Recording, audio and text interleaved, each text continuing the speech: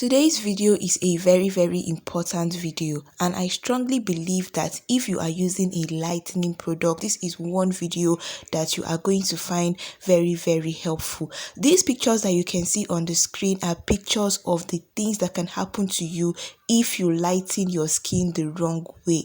You guys, trust me, you do not want to end up like this, and that is why I am making this video today. There are a lot of lightening creams out there in the market, but it is not every lightening cream that you can use on your skin.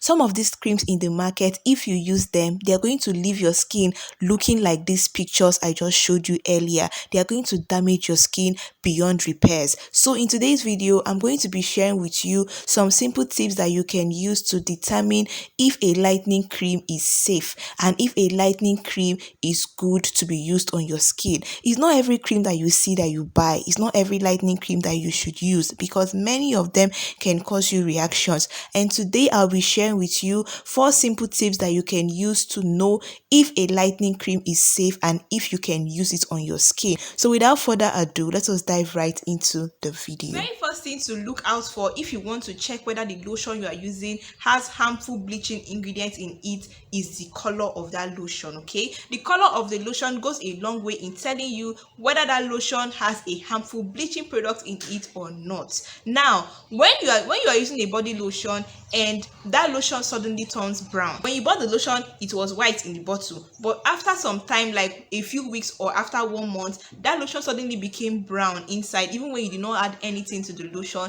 That is one sign to tell you that that lotion may contain harmful bleaching ingredients in it. So even if you did not see any harmful ingredients listed on the ingredient list, once your lotion starts turning brown when you didn't add anything to it, just know that that lotion may contain a harmful bleaching product in it. This happens because when hydroquinone or when any other active skin bleaching product gets exposed to air, it undergoes a process known as oxidation, and it is the oxidation of this particular hydroquinone or any other bleaching ingredient that makes it to turn brown. So when a lotion starts turning brown, even when you did not do anything to it, you didn't add anything to it, that may be a sign to tell you that that lotion has a harmful bleaching ingredient in that lotion.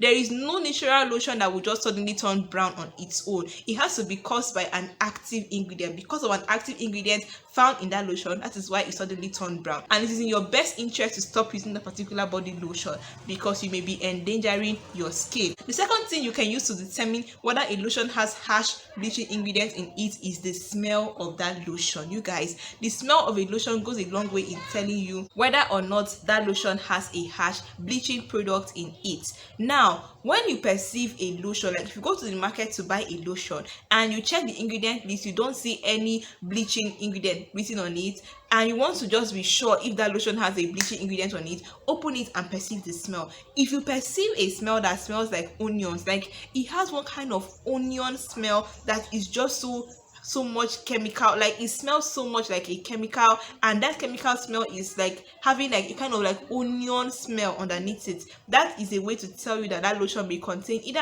steroids or something active that's making it to have that smell. Whenever you get that strong onion smell in a lotion, like of recent I perceived a lotion that has this onion smell. A friend of mine was using a lotion, okay, and I told her, okay, please just give me cream, I want to apply cream on my hand. Okay, so she gave me a list of the cream, and the moment I just brought it near my nose, I perceived a strong onion smell. That onion smell that you perceive in a lotion is one way to tell you that a lotion has a harsh bleaching ingredient in it. Some of these bleaching ingredients tend to have harsh smells, okay, and whenever you get that harsh onion chemical like smell, that is a strong way to tell you that a lotion may have a bleaching ingredient in it. And if you don't want to use a product that has a harsh ingredient, then it is better for you to avoid using that lotion, because that lotion may end up causing you reactions in the long run. The third tip I have for you guys is darkening of your fingernails. Darkening of your fingernails. You guys can see this is my fingernails. These are my fingernails, and this is the color of my fingernails. You see that my fingernails look whitish, not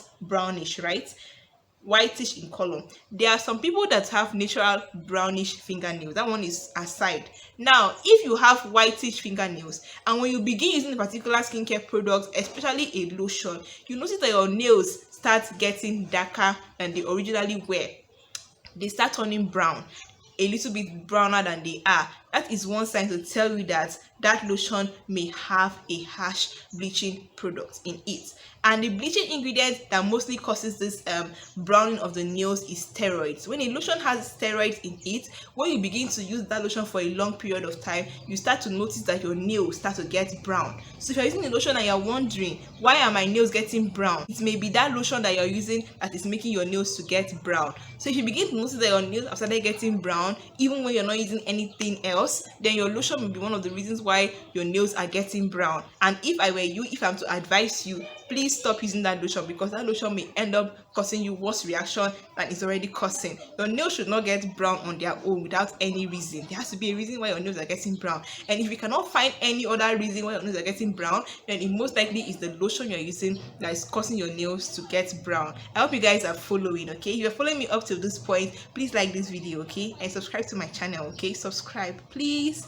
Thank you. Now, the fourth tip I have for you guys is check out the names written on the ingredient list. Sometimes you may buy a lotion and you will check through the ingredient list and you will not see hydroquinone, you will not see mercury, you will not see steroids, and you would think that the lotion is safe, not knowing that they have used another name for hydroquinone and they wrote that name in the ingredient list. But because you don't know that hydroquinone has another name, you end up buying that lotion and using it even when you don't want to use hydroquinone on your skin. This one has happened to me before. I bought a lotion some time ago from the market, and trust me guys, I was so careful. Like, I was really reading through the ingredient list. I read through the ingredient list like 2 times before I paid for that lotion, okay? And I didn't know that this lotion had hydroquinone. It was when I got home and I perceived the smell, because it was sealed, the packaging was sealed. When I got home and I opened it up and I perceived the smell of that lotion, I got that onion smell I talked about in the second point. And I was wondering what could be making this lotion to have this onion smell. I now went back to the ingredient list and started researching all the ingredients one by one.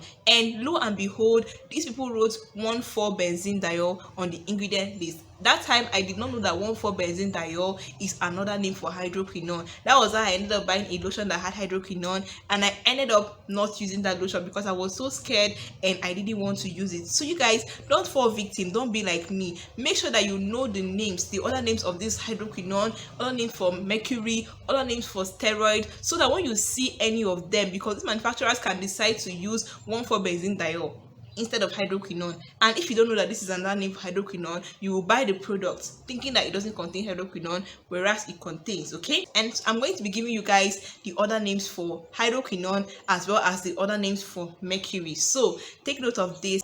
Other names for hydroquinone include 1,4-benzene-diol, quinol, benzene 1,4-diol, p-dihydroxybenzene, hydroquinone, p-hydroxyphenol. P-hydroxyphenol is another name for hydroquinone. Hydroquinonium is another name for hydroquinone. These names I just listed above are different names for hydroquinone, and don't be surprised you may see some of these names in the ingredient list of some product, because some manufacturers don't want you to know that there is hydroquinone, so they will write it there. And if you're not conversant with these other names for hydroquinone, you may end up falling victim and buying a product that has hydroquinone even when you don't want to use the product. Now, mercury also has other names that people use, okay? So a product might have mercury in it, but they will not write mercury in the ingredient list. They will use other names for mercury, and if you are not conversant with these other names, you may end up falling victim and buying a product that has mercury. So the other names for mercury include calomel. Calomel is another name for mercury. We have mercuric. If you see anything that has mercuric on it, mercury is in that product.